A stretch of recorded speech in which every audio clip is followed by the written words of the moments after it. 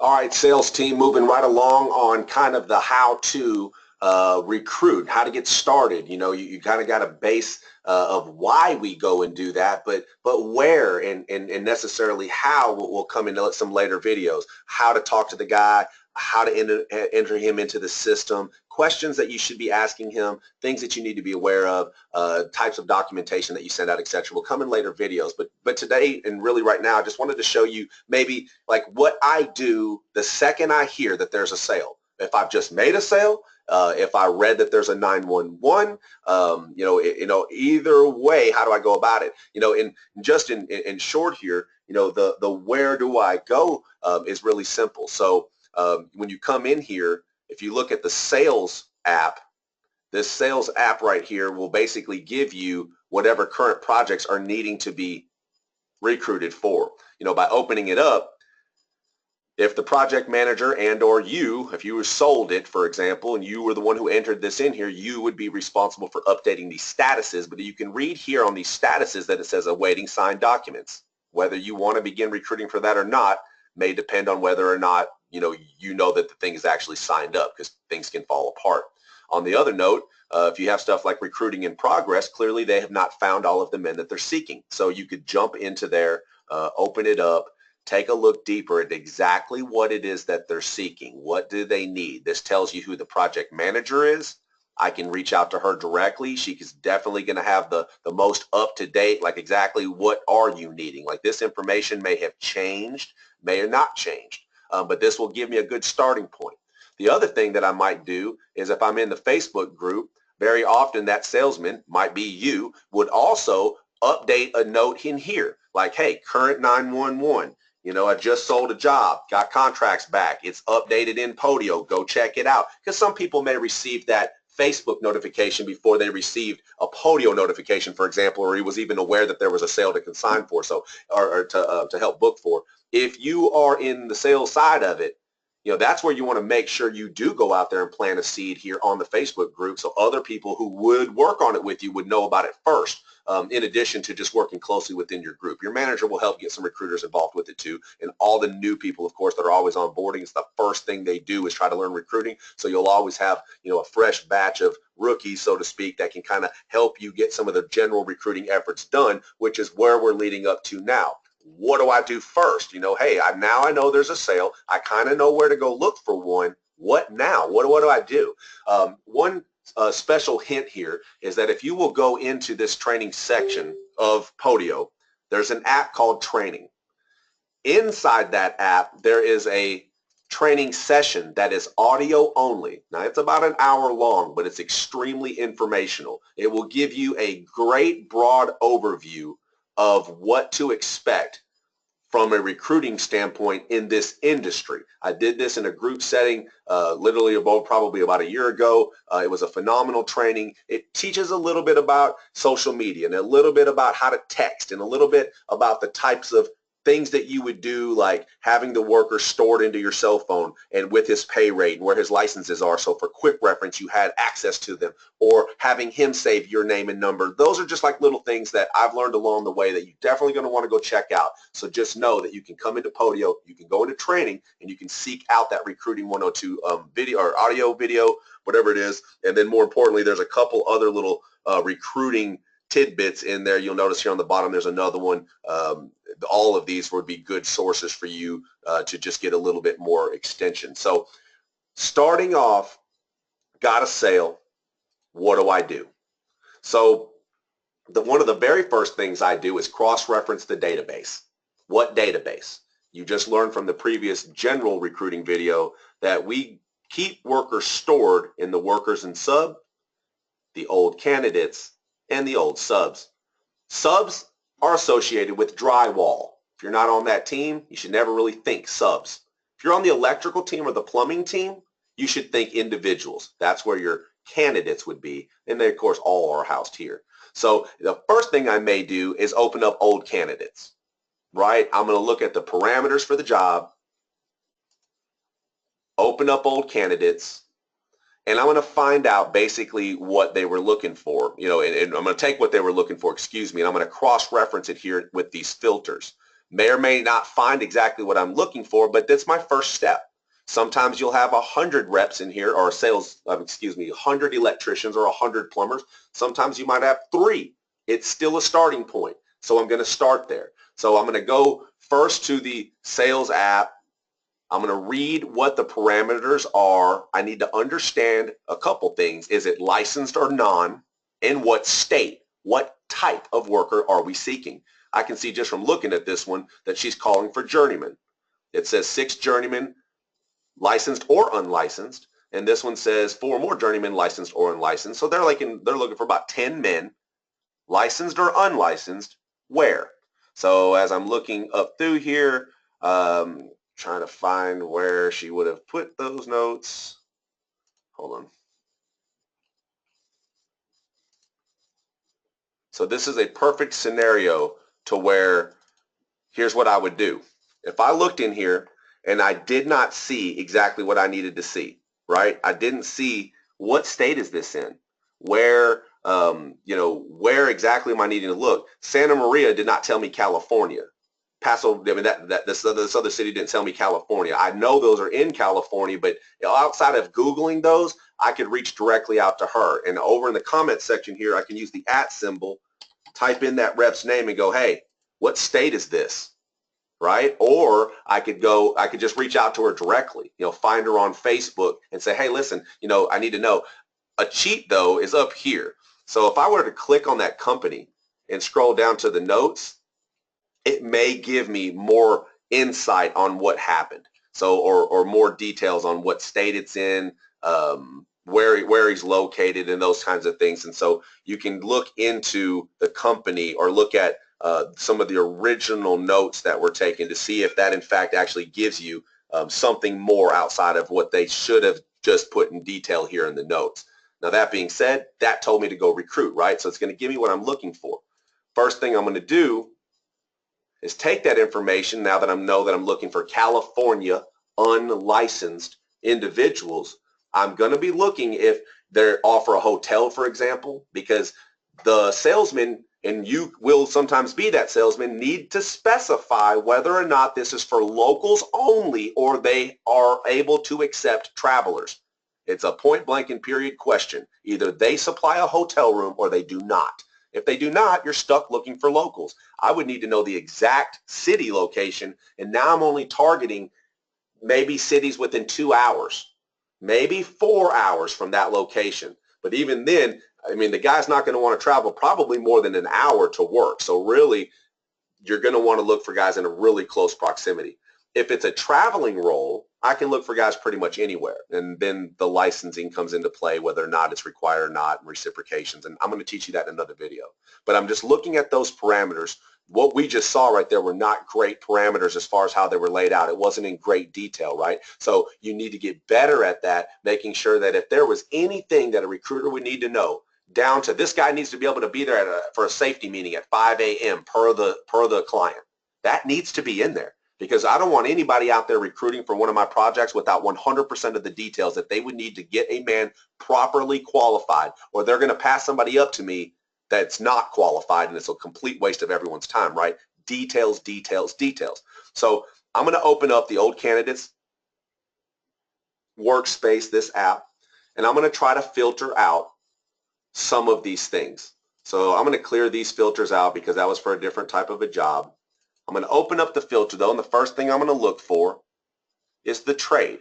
This is an electrical job. I got that much information.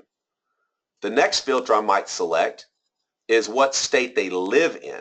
So this one says what state are they licensed in, but that might not necessarily be what I need to know because this is a non-licensed role, right? So I might put city and state of residence, and try to see if that search criteria is available and or if it has been input. Now what that comes down to is when somebody put this worker in, did they specify that field? If they didn't, it's not going to be a way you can search it. This is also in another video why when we enter a man, I want everything down to his dog's name if that's possible, because if I need to go filter him out, I need to be able to put just generalized keywords in here like what state he lives in order to get that information to pop up, right? So be very, very diligent when you're entering in a client and or a worker. And in this case, since it's not giving me that option, I'm just going to go ahead and put state licensed in. I'm going to choose California. Although this is a non-licensed position, I could choose let's say I would go with California because this is where the job's located, but I'm going to go with Oregon and I'm going to go with Washington because both of those states are bordering near where I'm trying to send men. So I want to see if it's going to feed me back men that are available within that range. So this is giving me 40 names of individuals. So you can see here, just as an example at the bottom, whoever this recruiter was or these recruiters were did not do a good job of filling in all of the data, right? So I'm going to go in there and I'm going to revet that guy, get him on new Catalyst docs, and try to offer him this job and see if he's currently available. Get that turned over to that project or that salesman so then they can do the final vetting process. The salesman on the project makes the final decision on who goes to their client. You, as a recruiter, when you're recruiting for someone else's project, are submitting candidates to that project for them to do the final process. But if you bring them a worker, you better have them signed up with Catalyst docs. They better have known those parameters, and they better be available. Because if the salesman gets used to you handing them unprocessed men or guys who just have, no, they're not qualified. This is a commercial project. Read the ad. You sent them an industrial electrician. I'm eventually going to ignore your request to try to put workers onto my job. I can't waste my time. And then vice versa.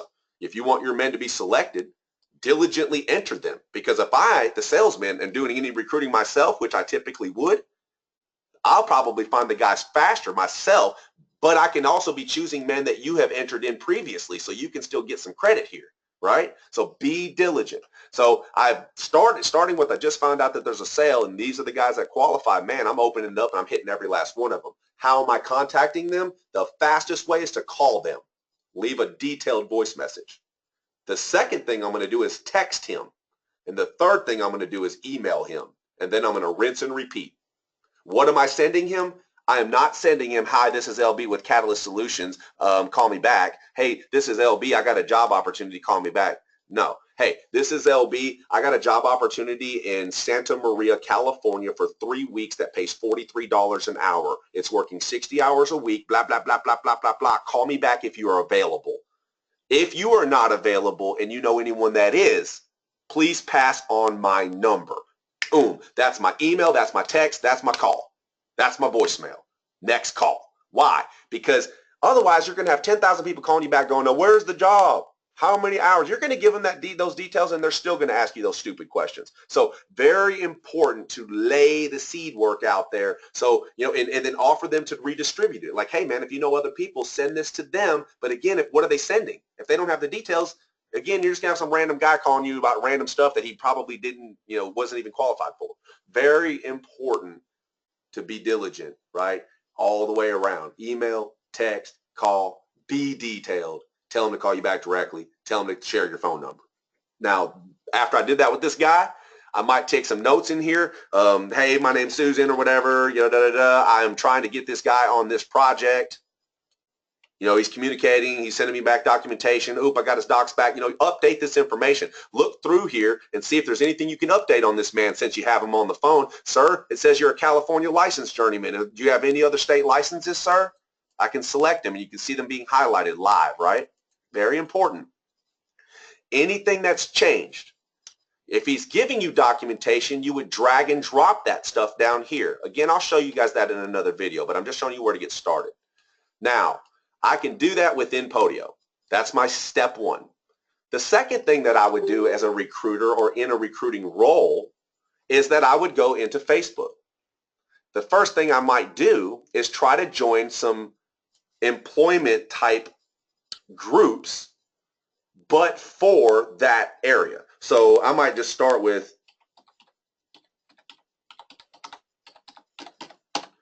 California jobs. And I'm just starting to look. I'm looking for groups.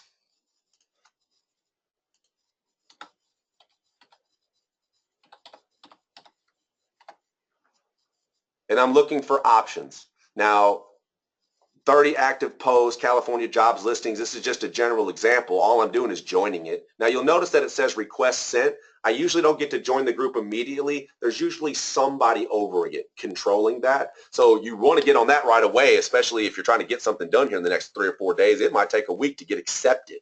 Now, I'm also going to target the areas, the cities, the town, the state, reciprocating states as well. So like I just did this for California, but remember, I could send a guy really from anywhere. So how many groups do you think I'm joining? I mean, I might make this a regular deal where every day while I'm on Facebook, I'll just try to join 5 new groups. I'm literally a member of hundreds of them, dude. Why? Because if I ever have a job in that general area, man, I'm hoping I'm already a part of one of those groups. I can quickly access all of the workers who have joined that group. Think about it like this. There's 5,000 members in that one California group. How many of those do you think are looking for a job or know somebody that would in that area? Most. That's why I want to consistently be on those groups. What do I share in those groups? You can share job posts, tell them that you're hiring for certain things. You can consistently be fishing out of those groups, producing resumes or people who are interested, doing something like a meme that says, hey, hiring electricians that are traveling from your area. Type info below. They type info, they contact you, you get them to send a resume, you have a conversation with them, go to Podio, enter them in as a candidate. Right? Now they're in the database. Now you've laid claim to them. Now they're available not only to sell as product, but potentially to be staffed during a project that we're already have sold or one in the future. So private groups on Facebook are ideal. Now, Craigslist. This is a great cheat, very often overlooked. They have started to charge to run ads, and they're also very finicky about blocking you and ghosting you and removing your ads. So we don't traditionally use Craigslist as the be-all, end-all anymore. At the time that this video was being produced, Facebook has actually already started to offer up job posting groups in classified advertising, where a section that they're going to start to offer is going to be looking for jobs. So I think that it's important that we keep an eye on those types of trends with big websites like Facebook, but even others where potentially free job postings or free job listings are available that you can use day to day. You shouldn't have to pay to go do those things.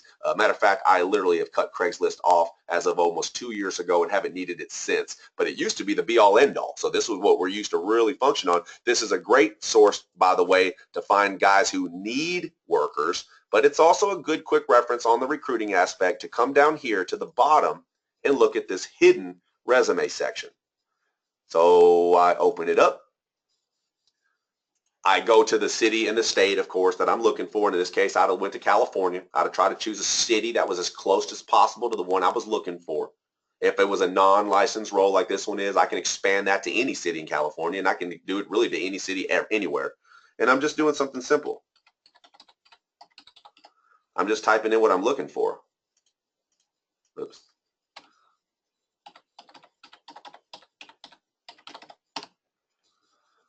So this city didn't have very many, but if it even had one, I'm looking to try to contact this guy, see if there's a phone number. I can drop this reply button down, and if there is a phone number, it will give it to me. In this case, there's not. Should I email him? No. Why? Because this is through a server email. It'll get blocked. Don't waste your time. Go to the next guy, right? Go to the next town. Go to the next search. Go to the next, the next resume section and just scan.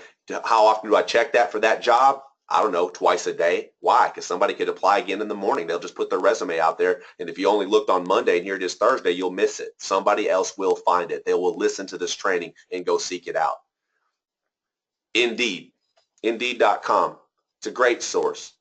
Resumes are about $1 a piece. At some point, we'll probably end up with some type of an account with Indeed. I'm still keeping an eye on that service. However, there's a lot of free scanning that you can do. One of the tricks to Indeed is it'll let you hover over a resume. If you look at this section up here where find a resume, it's also a great place to look for people who are looking for workers, by the way. So on the sales aspect, I use this for both recruiting and sales.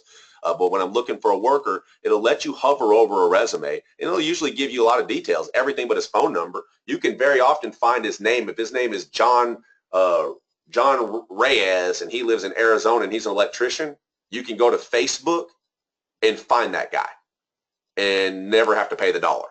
So resumes really are free. They're just making you pay for them. If you can figure out a way to what we call reverse engineer the name and just go find that guy in like the real world, it's probably one of the most fantastic and quickest ways of finding workers outside of, just going to post an ad. Where could you post ads? Anywhere that it'll let you. I mean, local newspapers, local online publications. There might be an online service provider somewhere in that local area. Maybe it's just like a Houston type website, for example, that's all they do is do job postings. I'm going to Google that.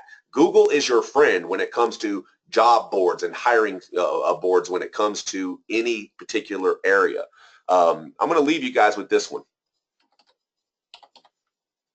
LinkedIn.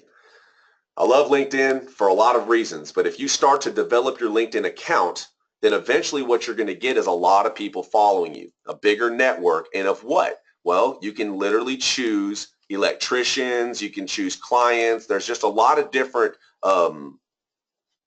types of ways to use LinkedIn, from finding clients to looking for electricians or plumbers or subcontractors or whatever, and contacts. That's what you're looking for here. What recruiting is really all about is constant, never-ending networking. See, every time I talk to one, I'm asking them for phone numbers to others. I always tell him if he's looking for a job to call me first. So guys come back to me throughout the year.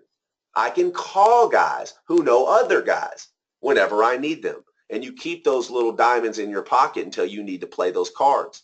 So you're developing relationships constantly with workers out there, sharing job site information. Like, think about this. If there's a guy sitting at home in a hotel room and you're talking to him about a job, don't you think he's talking to other people that have jobs too?